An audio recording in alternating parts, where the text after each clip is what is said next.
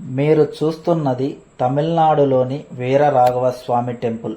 108 దివ్యక్షేత్రాల్లో ఒకటిగా ప్రసిద్ధి చెందింది. ఇక్కడ శ్రీ మహావిష్ణువు వీర రాఘవ స్వామిగా భక్తులకు దర్శనమిస్తారు.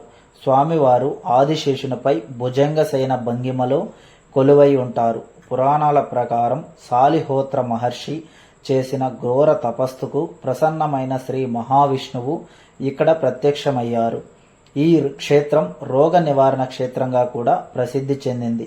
అందుకే భక్తులు స్వామివారిని వైద్య వీరరాఘవ స్వామి అని భక్తితో పిలుస్తారు. ఆలయ పుష్కరిణి వృత్తాపనాశినిగా ప్రసిద్ధి చెందింది. ఇందులో స్నానం చేస్తే పాపాలు బాధలు తొలగుతాయని భక్తుల విశ్వాసం. ప్రతి సంవత్సరం వేలాది మంది భక్తులు ఈ దివ్యక్షేత్రాన్ని దర్శించుకొని స్వామివారి ఆశీస్సులు పొందుతున్నారు. గోవింద గోవింద.